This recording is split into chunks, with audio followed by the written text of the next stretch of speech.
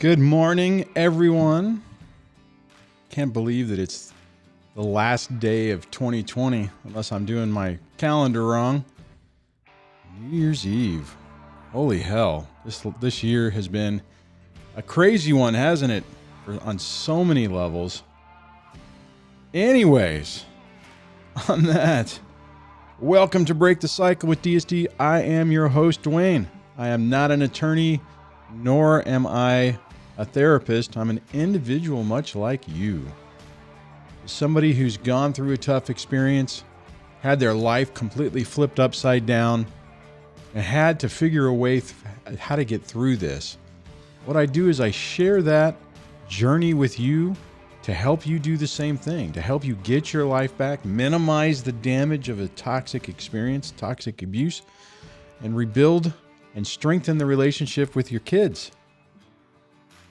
Remember that only a licensed professional can diagnose somebody with a personality disorder, so just be really careful throwing terms around because it hurts your credibility. I know you want to expose the person. You want everyone to point and stare and go, "Oh my God, I see who that person is." Just be careful. You don't want to throw away your credibility just on an off chance you might land a little blow. If you really like what's going on here and you want to help support the channel, please consider becoming a channel member. And when you do, you get special badges, custom emojis, names listed in the credits, access to member-only events, and access to a member-only section of the Discord. At the very minimum, if you're new, subscribe. Click the bell notification so you don't miss a thing. If you want to get text notifications when the show goes live, you can sign up for that if you're in the United States and Canada, because why not only limit it, because I can't get them to do it outside the area. You can text DSDLIVE to 844-598-0012, 844-598-0012, and you'll be added on to the SMS list, and you'll get a text right to your phone with a show link so that you don't miss a show. And the phone lines will be open. You can dial in today by dialing 1-424-373-5483. That's 1-424-DSD-LIVE. All right. Man, it is. I actually had to double check. I'm like, no, this can't be New Year's Eve. I mean, it doesn't feel like the eve of much at 6 a.m. But follow me here for a moment. What a crazy year. It's just amazing. So on that, I'm not sure how I'm going to do the show tomorrow because I don't think many people are going to be getting up early, but I might do one a little bit later. I have to figure that one out. Anyways, let me just check the comments, see who all's here. We got a handful of people here, which is outstanding. I was talking to someone yesterday. It just reminded me how hard all of this is and how important it is to put in the work to heal. It's so difficult to confront scary things, difficult things, but what it ultimately does is it just prolongs the pain. And you might be able to find a way to just,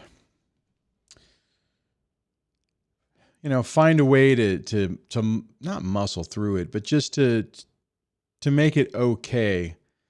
It's like, well, everything is okay, so I don't need to really do the work.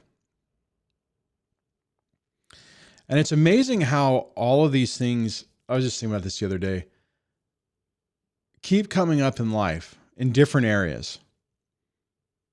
Dealing with your past trauma is tough, but the rewards it gives you is a better life, more peace, less chaos. But it's everything. If you hunker down and start going to school, which I didn't do.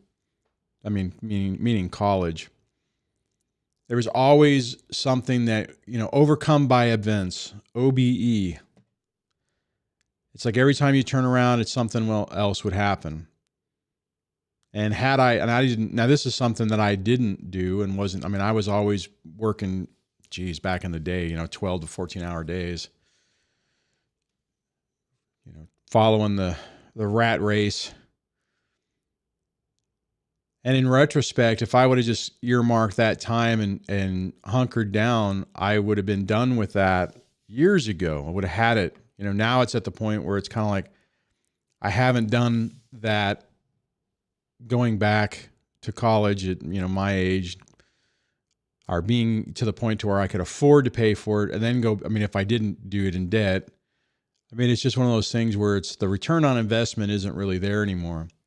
Had I done it earlier, it would have been a good thing to do. Same thing with taking control of your finances. I've fallen into that trap where to be brutally honest, at the beginning part of this adventure, the 9-year saga, I didn't want to look at my budget because I didn't want to know the answer, because I knew it was bad. And I was afraid that if I looked at it, that it would basically be not enough money, that I would basically be in the negative every paycheck. When I finally stopped and finally sat down and put the numbers in, it was bad, but it wasn't as bad as I thought. There was some wiggle room. Now, I'll tell you, to go from I'm sure a lot of you guys can relate to this, to go from a career, from the height of your professional game, I guess, and to look at it and realize that you have, $110 left over at the end of the month, not paycheck. When the tally sheets are done at the end of the month, it was that low. It was pretty devastating. But I finally started hunkering down and just diving into that and was able to make it work. Part of it was I knew that it was temporary, right? It's weird whenever you look at child support dropping off as being a pay raise, but that's effectively the way I had to approach it. And it's just, again, another example of doing the hard things and getting the benefit from that long term. It's a weird balance because things are so crappy that you don't want to be reminded of it. But it kind of goes, no, it doesn't kind of go. It goes with what I often say is that you just have to, like anything is just in this, you have to re-baseline your life. You have to accept the situation that you're in and get to the point to where you just say, enough. I'm not going to live like this anymore. See, guys, here's the thing, which I think is a potential benefit to our situations. And I always have a hard time when I say that, because we wouldn't wish this hell that we end up going through on our worst enemy. However, the reality is most of the time people don't start to make change until there's some significant pain point that happens to where you say, oh crap, I got to change something. This is not working for me. If you talk about it from the relationship side of it, it took me 20 years to get to that point. 20 years to finally get to the point to say, I deserve an opportunity or the potential, the possibility of being happy. To get, and see, maybe my situation might be a little different only because I'm the one who ultimately said, I'm done. I can't do this anymore. And even then, it was still really hard because I didn't expect what was coming. And in retrospect, I think it was coming anyways. It's just I beat her to the punch, and that really made her, that made her angry.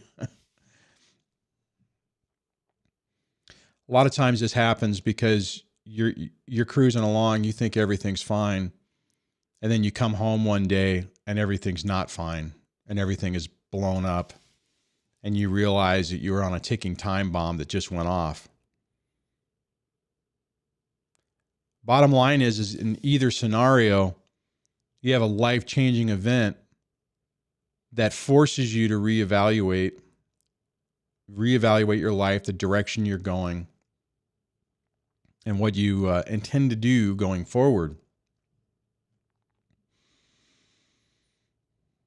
That pain, that pressure point is a catalyst. Well, it's a catalyst that brought you here. You're not going to be searching out, toxic divorces, high conflict divorces. How do I co-parent with somebody when they won't do it? If you're not in this situation. But if you're in this, and maybe if you're listening to this right now, maybe you're new into it, know that this experience is going to afford you the opportunity to take an inventory of your life and start to make changes. It's really weird. I mentioned this the other day that around my 40s, I decided I was tired of living under stress. I was tired of living in fear. Every day when I would wake up, I was filled with anxiety. I was still doing really well at work. I was accomplishing a lot, but I wasn't recognizing it for myself. And I wasn't really enjoying it. I was in this freak out mode to where I was just constantly worried. Yeah, as part of it was probably my subconscious telling me, you're, eject. For those military Air Force people. And I finally got to the point where I was tired. I was so tired of that I'm like, I have to pivot. I have to find a way to be happy and find peace. And I started making that transition. And I started feeling outstanding. I was so grateful for my career and what it afforded me the opportunities to do. At the time, I was grateful for my family. I was like, oh my God, we've been through so much and we made so much. Made it, I don't mean money-wise, but I'm just talking about we've made it through so much. A child with a severe disability that we didn't even know if he was going to make it. A childhood where we didn't know when he did survive, what did that mean? Was he going to have a mental disability? Was it going to get worse? Thank God it's sad he has a disability, but mentally he's there. You can talk, he's smart. His problem is physical. And maybe a little bit of an attitude problem, but that's a different story. But I was pretty damn content. I was looking to the future. I had this vision in my head of happy times and grown-up kids and grandkids and sitting on the porch being able to say, I was actually excited about being able to say, yep, we skirted. We were the anomaly. You know, who in the world gets married really quick and has a long-term marriage? Nobody. Ours was different. It was special. A special form of hell. But the reality is, my departure from chaos unfortunately created more chaos. Toxic person doesn't like peace. It doesn't make them feel good. And when that happens, they have to reset everything.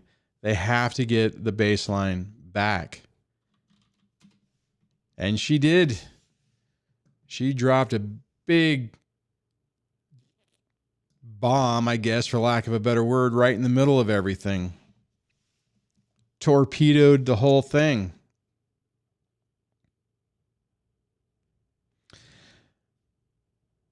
But it afforded me the opportunity to reevaluate my life, to rethink how I was going to go forward. Now, I did not appreciate that at the time. I do now.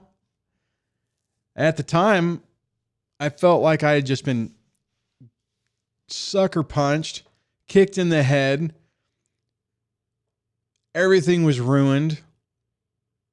That vision of a future was gone. But it forced me to look at myself. It forced me to work on some of my own issues. And I am forever grateful for that.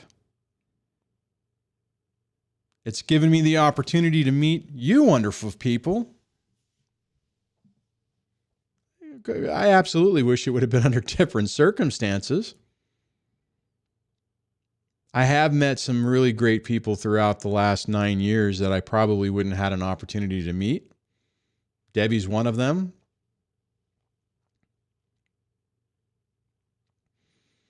From the ashes of all this, some good things can really happen.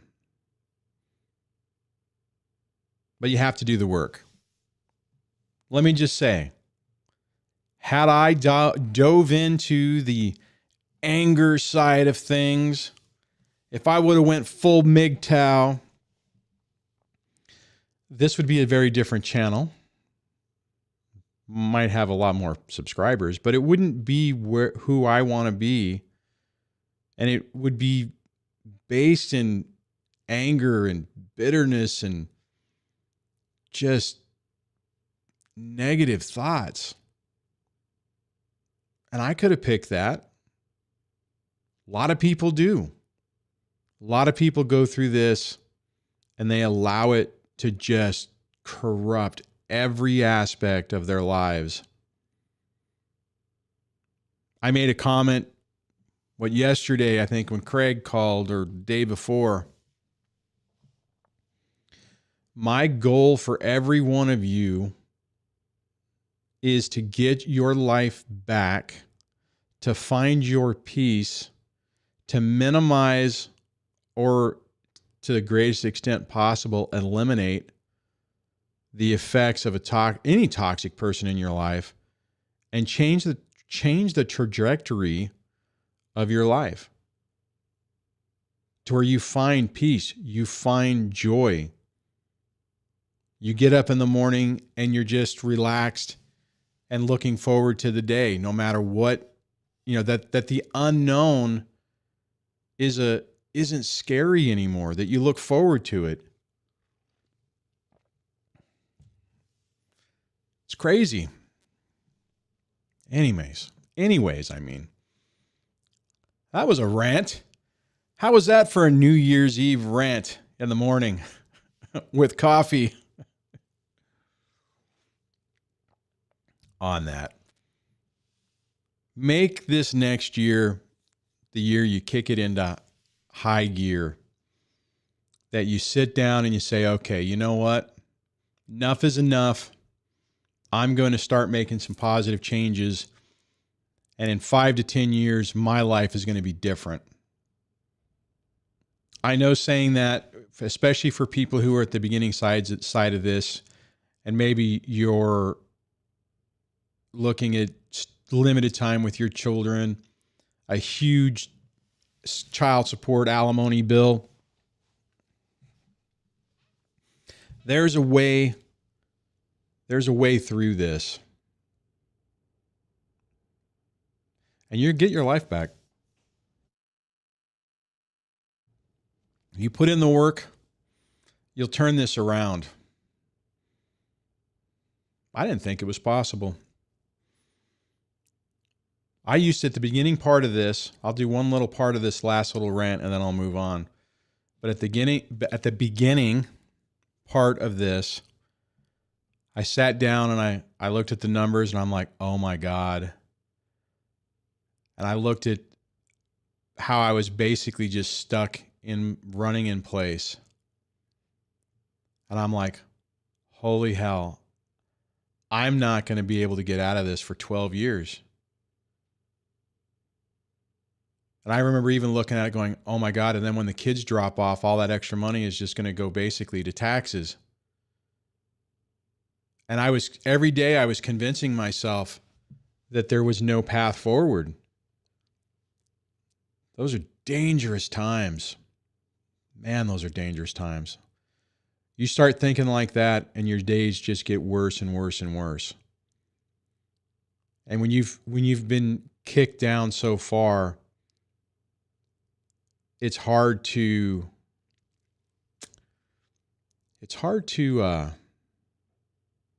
see a way out. It blows my mind that things started getting better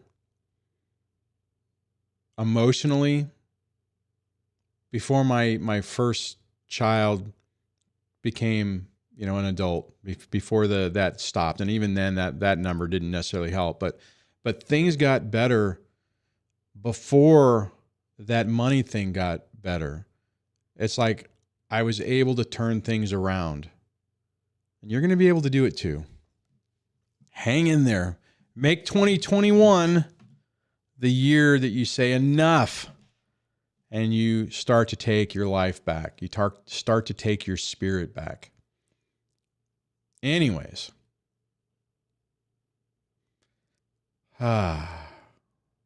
Oh, I like this. Stephanie says, I love your perspective to pick up your bootstraps and find some positivity, amid the chaos to turn this around. Oh my God, it's so important. Whoa, wrong way. It's so important to do that. It is critically, and it's hard to do. I do have one question, Stephanie. Are you a long-time viewer on this and have changed your name multiple times? Because you look vaguely familiar, and there's one person I've been wanting to reconnect with from the early days, and I can't seem to find the contact information. So it's weird. So many people flow through this, and then they do. They get better and they move on and they're living their life, and they're not watching this type of stuff because there's no need to. So it's I've lost track with a lot of people. So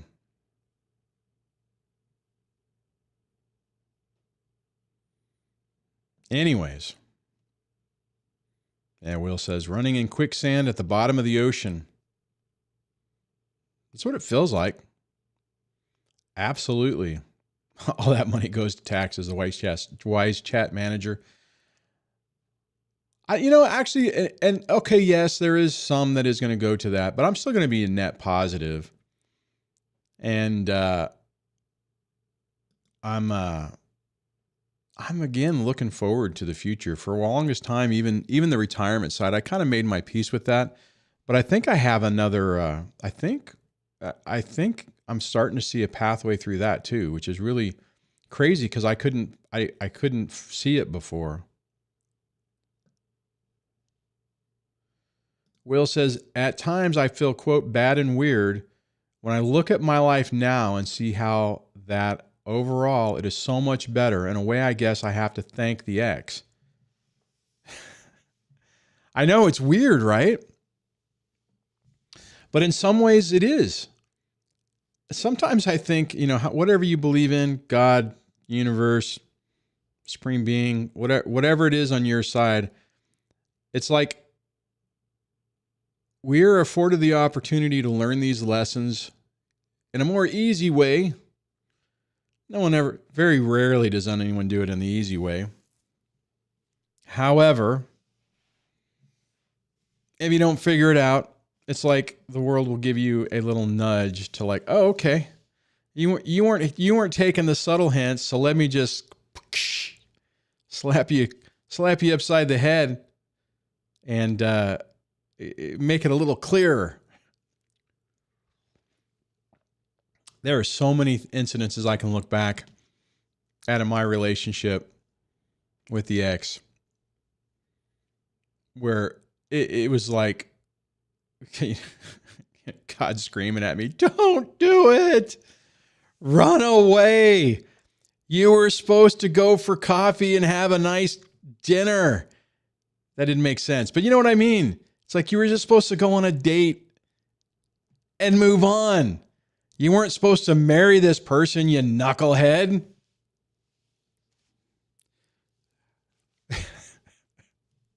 Damn it. Oh, the reality is that if that would have happened, I would have, at that mental stage I was at, I would have found somebody else. If I wouldn't have learned the lesson and say, I need to work on myself. I need to make sure that I got good boundaries, that my self-esteem is good, that I don't need anyone else to complete me, that I already said boundaries, but can really enforce those boundaries and not be fearful of having communications. That would have been outstanding. It would have changed the trajectory of my life. I'd be a different person. I probably wouldn't have any gray. Maybe I'd have gray. Anyways, I feel like I'm entertaining myself. Oh, I hope you guys appreciate this morning. Nice. John says, DSD, I found that instead of taking care of my ex, or I'd even say thinking about my ex, I have shifted to taking care of myself. Guys, that right there, if you can pivot to start focusing more energy on improving your life, to getting over the anger, to just making positive changes, it transforms everything. Transforms everything. All right, I have a caller. Let me first clear my screen, or at least attempt to. Hello, welcome to the show. Hi, Duane. It's Trisha Biscuit. How you doing? Hi. Thanks for calling. You've been around for a long time. What's going on? I have. Well, Happy New Year. Happy New Year to you. First of all, I just wanted to take a sec because your opening kind of inspired me. I want to take a second. Okay. And I just want to ask everybody to take a second and congratulate ourselves because we made it through a horrible year for everybody. But what I've seen on this channel is that people didn't stop pushing. We were pushing through so much with the pandemic and all the loss, but people on this channel, we never stopped pushing for ourselves or each other, and our tribe just would not stop. And so I just wanted to make sure that just this morning, maybe take 3 seconds and dig yourself, because Duane is as our fearless leader.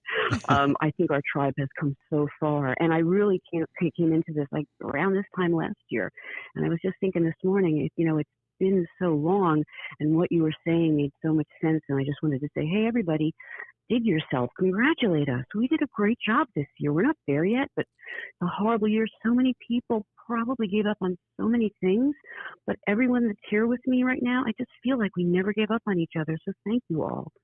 That's outstanding. I love you saying that. That's awesome. Great message. Well, dude, I'm just like rephrasing what you said, so it's really.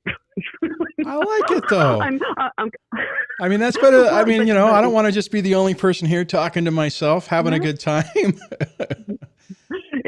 I'm a writer, so my job is just to take what other people say and kind of try to make it sound something. But I do want to take about 5 minutes, and it's a very difficult subject, and I hope that I'm going to approach it the right way. But everything that I've learned through this journey, and interesting story, I hadn't dated in over a decade because I had very bad relationships, and the first time I dated, first 2 guys out of the gate, classic NPD, and didn't understand. And I went to my doctor and I said, "What are the odds?" And she looked at me. She goes, "Pretty good, actually."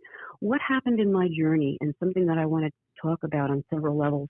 So when I say this, don't worry, everybody. I'm fine. Everybody's fine. But this is what happens with self-awareness.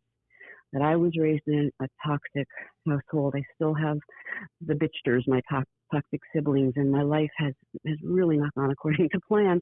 And I just realized, watching your show, but also doing research on others, I realized what has happened over the course of my life. And it's led me to a place where it's very difficult, but everyone is right now. But what I want to say is, as I researched this and learned about NPD, I also dove into the rest of Cluster B. And it soon became aware to me that my life has been a series of outcomes that were unfortunately the result of borderline personality disorder. The reason I'm outing myself like this, when I outed myself to my family, they rejected me because I think there was a meme on Discord the other day that said, "You don't have a family with mental illness, you have a family with unresolved trauma." And whoever posted that, thank you so much. But what happened was they rejected me, and now I'm trying to figure out how to do this. But here's what happened. By learning about BPD, by accepting it, what I then found out was BPD and NPD, kind of like they call it the dark dance, they are yin and yang. One is attracted to the other because they each fill the holes and they have.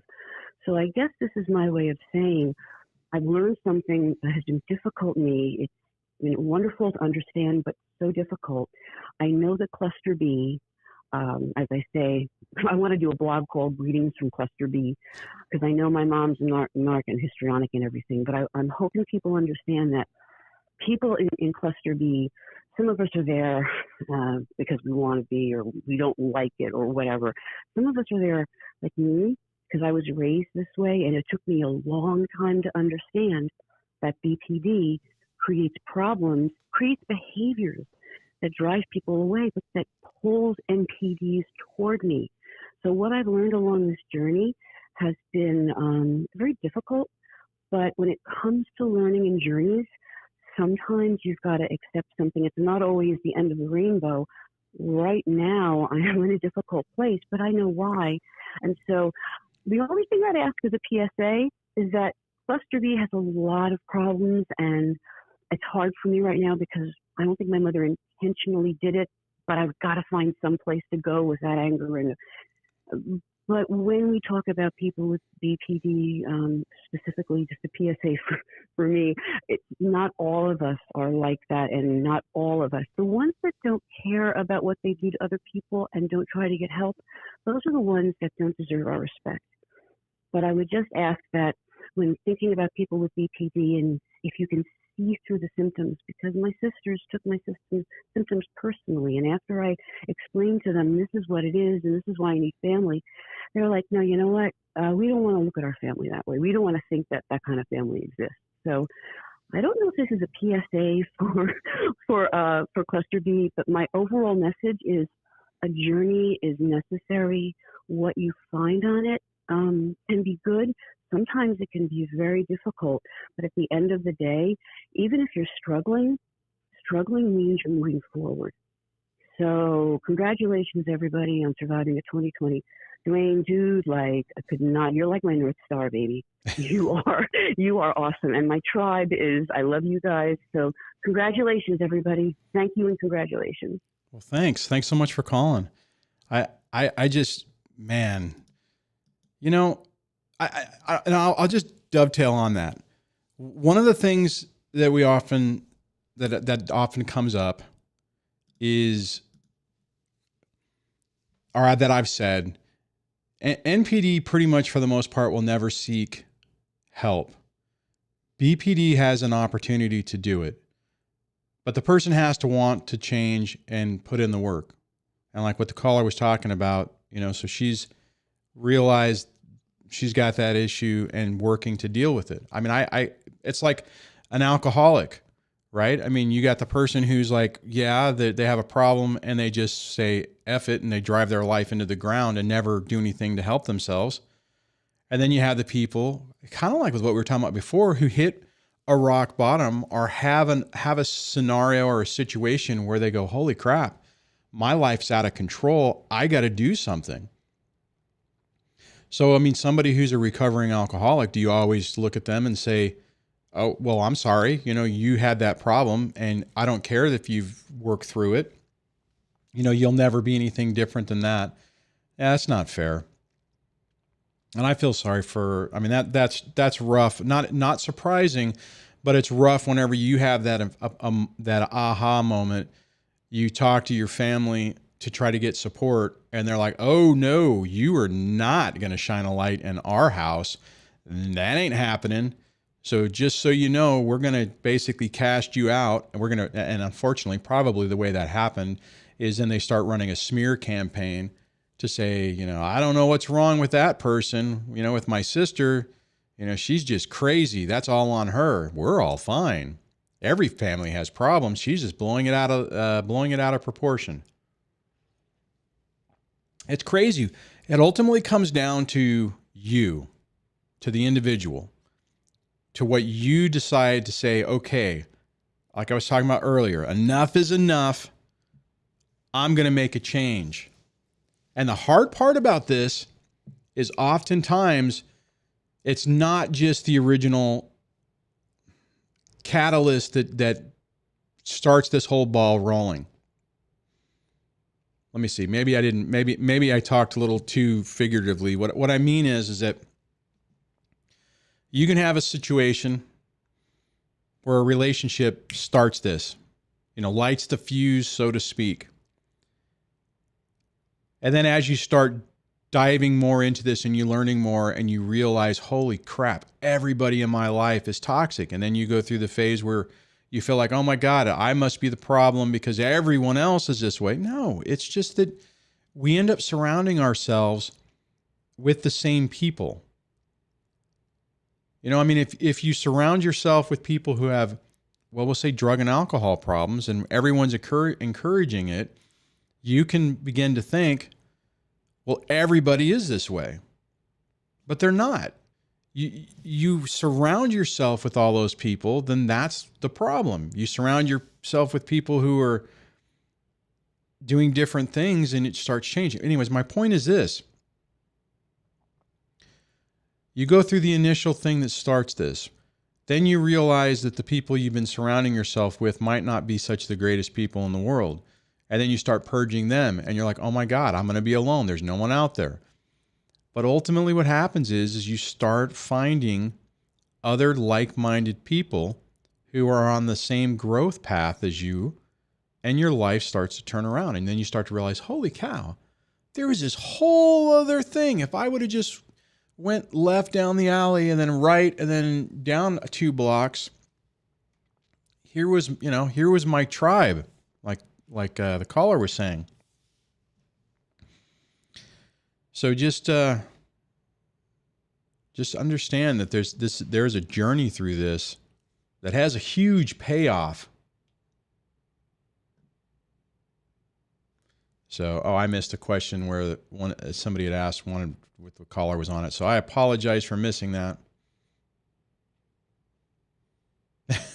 Scott says, just noticed Duane has the mega coffee cup engaged today. Could result in an extended show. Never know. No, unfortunately, I still have to work today. I didn't take it off, but I do have, I don't remember why I grabbed. I think I couldn't find my other one, so I grabbed this one. And see, normally never mind. I got to turn this around. Anyways. All right, let me check the comments, see what's going on.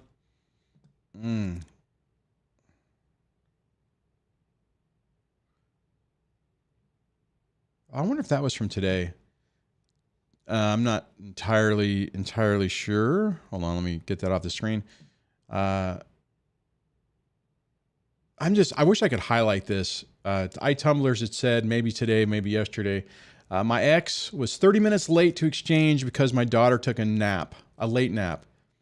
Says, LOL, we're going to break court orders because of naps, apparently. You know, I lived in so much fear at the beginning of this that just because of the shenanigans that were going on, you know, I was trying to make sure that every time something was supposed to happen, yes, all are from today. Okay, cool. Thank you. Thank you, moderator Debbie, sending me a little note. So, but no, I went through the phase where I was so freaked out about being late or whatnot. And what's crazy is that a lot of times what'll happen is they'll do stuff like that, and then you're late, and it'll be like, you know, why are you always late? You know, my ex is always late. I can't remember if she used to always be late. I think so, maybe.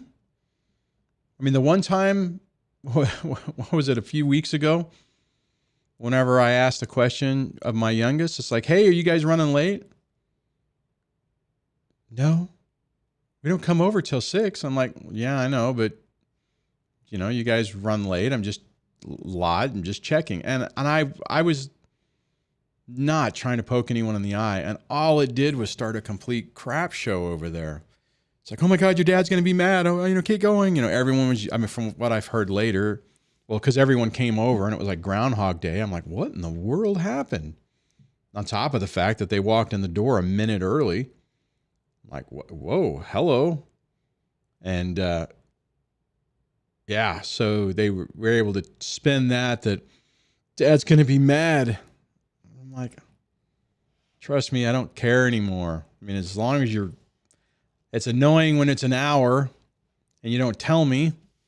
But for the most part, it's like, I'm not going to, you know, dive into chaos anymore. And the game playing, it's just not worth it. It's not worth it. Let me look at some more comments. Oh, I hate my eyes are like giving me grief this morning.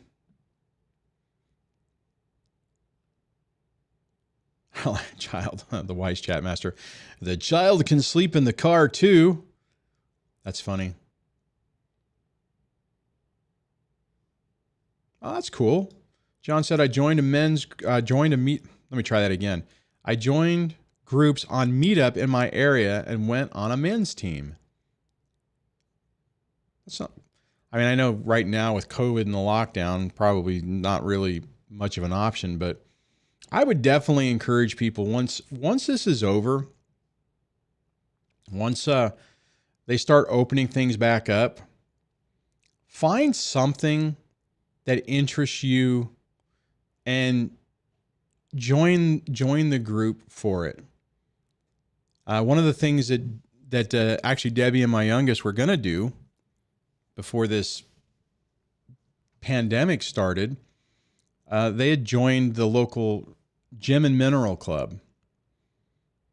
You know, not really something that, you know, I'm into, but it's a whole community of people. They have events, you know, it's a way to get out and deal with other people.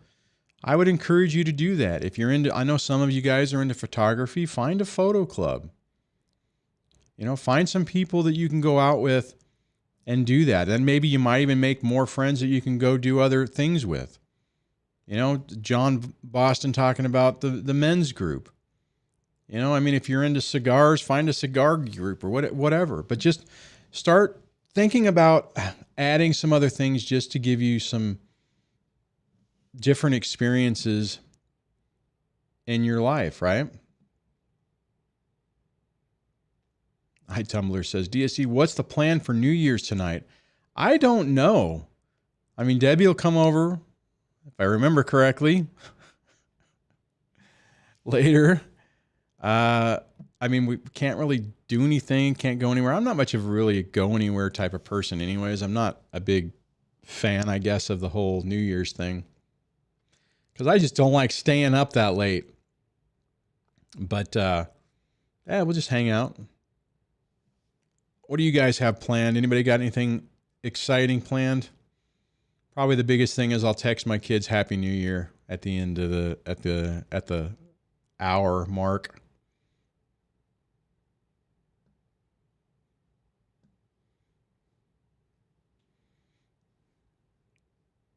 Oh, thanks, Mother, for the super chat or super sticker. It might be a super sticker. Thank you so much for the support on that. Let's see. Will asks a question. How do you handle your kids withholding things or being a certain way because they think you will be mad?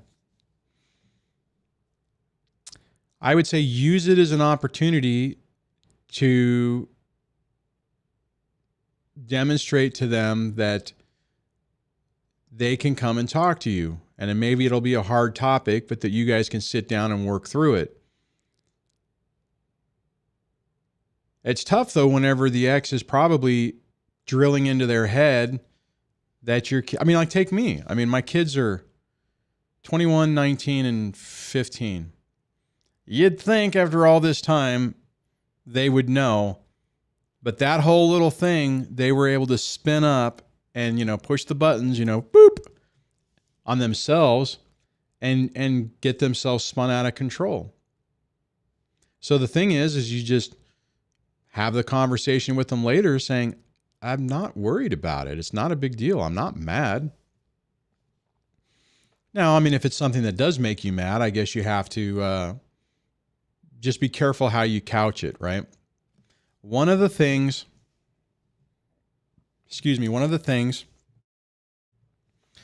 that's tough with this, I was talking to a coaching client on this yesterday. One of the things that's tough with this is a toxic ex is constantly trying to drive wedges between you and your children. And as a result of that, you have to be very cautious on how you interact with them, because you can't necessarily respond the way you probably would have if it would have been a happy marriage where two parents were supporting each other. It's a lot easier to do things to where you play the good cop, bad cop. However, I will say this. I think and I believe that this situation, if we deal with it appropriately, ultimately makes us better parents, because we have to shift our relationship with our children to be both the good and the bad cop, which I think builds more trust, more openness, and I think makes for a better relationship. I'll tell you, had I not got divorced, had this not happened, although I was at the point where I was pivoting, I was tired of playing that role. So I don't know if I think I was on the process of stopping being the absolute parent, and being the disciplinarian and playing that role. But I mean, I played that role for the majority, well, at the time, the entire point of the kids' lives. I mean, that was the role I played for 13 years or 12 years for my oldest at the time. And as a result of this, I've completely shifted. I still have my boundaries. I still have my deal breakers, so to speak. But at the same time, I've worked really hard to foster good communications with the kids so that they feel that they can talk to me. That's my goal. My goal is that if there's a tough issue, that they feel that, okay, I can talk to my dad, so that, and know that, even if he doesn't agree, he's going to help me through it. He's just not going to be angry. But when you got somebody else who's constantly trying to undermine your relationship, it's going to make it more complicated, because they're going to be whispering sweet nothings into their ears about, it's so sad that your mom or your dad just won't, do whatever. Oh, it was a super sticker. So I'll repost this, and it was a super sticker. Smiling faces with sunglasses. Thanks so much. I appreciate that. All right. Man, how did we almost get up to the hour? Holy cow.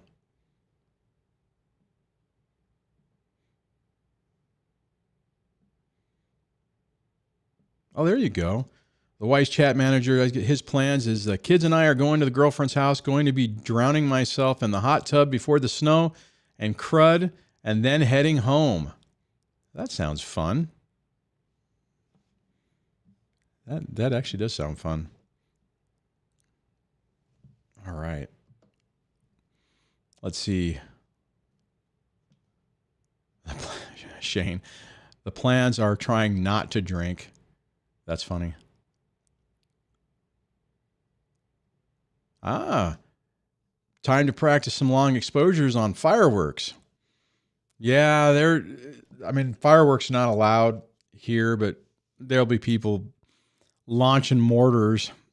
Just for for the most part in California, those are all illegal fireworks.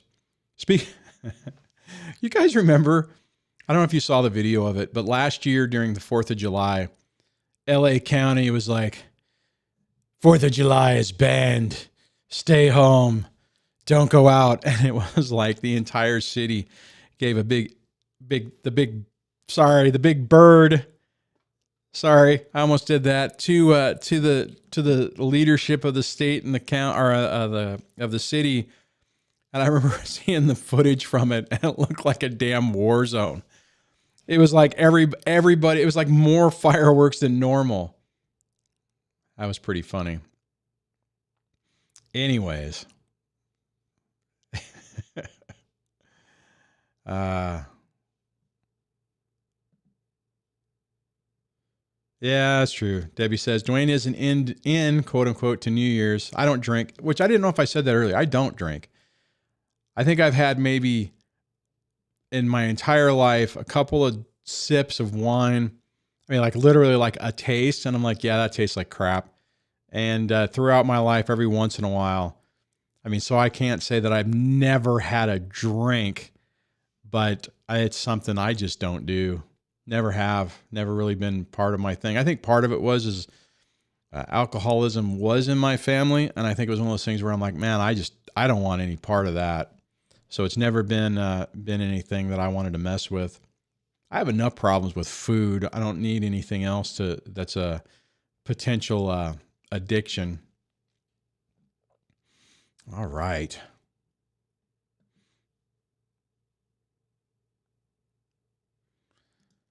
Alex says, so you always had good boundaries with your kids? My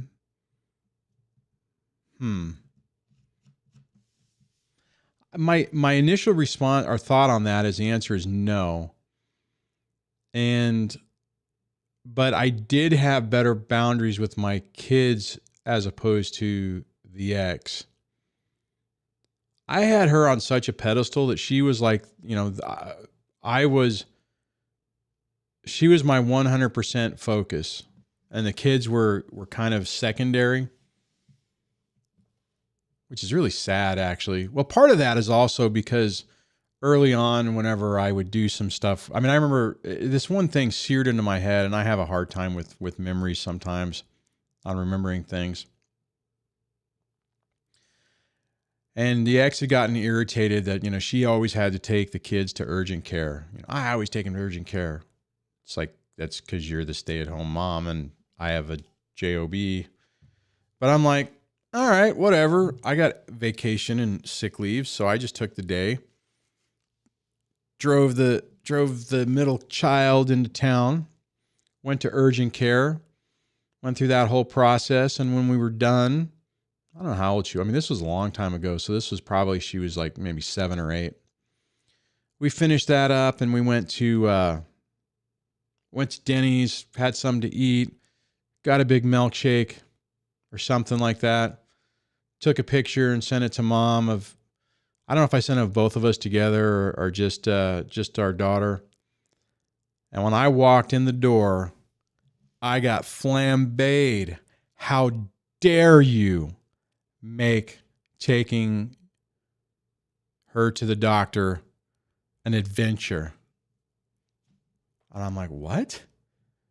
I mean, I got flambéed. It's like, how dare you? You will never do that again. And at the time, I still didn't understand what I was dealing with. Well, okay. I mean, it took me a long time to figure that out, but that screwed with my head because I'm like, wait, what? So, and I should have. I mean, if I would have had better boundaries, I would have said, I would have said, stop right now. We're not, what are you, out of your mind? And I didn't. I was like, oh my God, what, oh no, did I do something wrong? All right, let's see here. Oh, Volser says, Happy New Year, everyone. Stephanie, Happy New Year. You guys are awesome.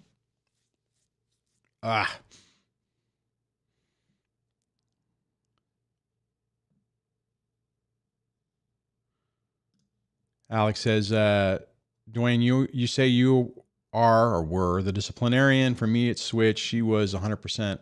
Honestly, if you're not the disciplinarian, you typically have a advantage because your relationship already isn't already strained. But the difference is that if you're the empathetic type and that's your role, and you're not using it as a wedge to try to destroy the relationship with your kids, which typically if you're at this channel, that's exactly what you're not going to do, then it doesn't necessarily give you that advantage. But if you're the non-disciplinarian one and you're covert manipulative, you can absolutely use that to drive a wedge, to drive a huge wedge between you and your kids.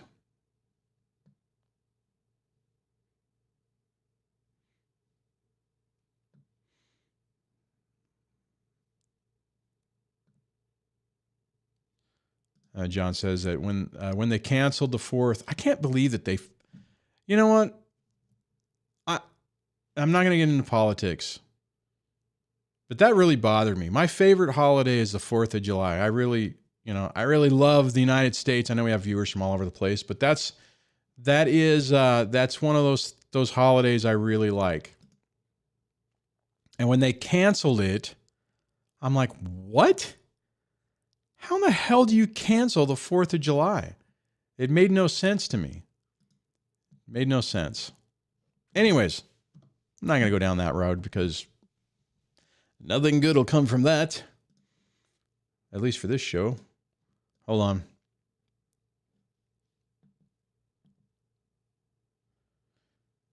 Volser says, DSD, sometimes when my kids talk about what they do at the ex's house, I most of the time don't want to hear it. I can agree. I used to feel that way too. And it sounds like all the stuff is made up or exaggerated. How to deal with it. That's great, guys. That sounds fun. And then you move the topic. So respond in a positive way, because sometimes what they're doing is they're just testing to see how much you hate the ex. So if they bring something up, are you going to be like that? Are you going to be like, oh, wow, that's cool. I mean, that's great. You guys had a great time. That sounds like a neat experience. And say it with kind of like a little bit of fake happiness in your voice, as opposed to rolling your eyes and being like, really? Wow. Yeah, that's really, it happened like that? You don't want to do that. It's kind of a test. And your kids are trying to figure out what they can or cannot say. What I've found is if you let them say that and you seem happy about it, and then you kind of drift the conversation to someplace else, it'll work out okay.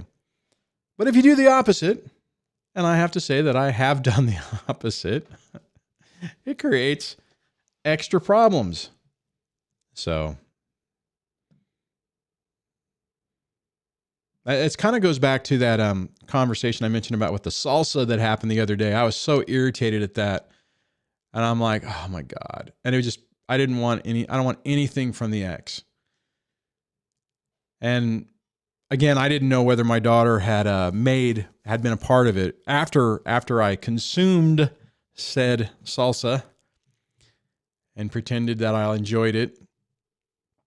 I did ask the ex, I'm like, oh, did you make some of this too? And when she said, oh, no, mommy just made it. I just brought it over. I'm like, oh, wow. Oh, cool. And I'm thinking, seriously? But, you gotta look at things differently.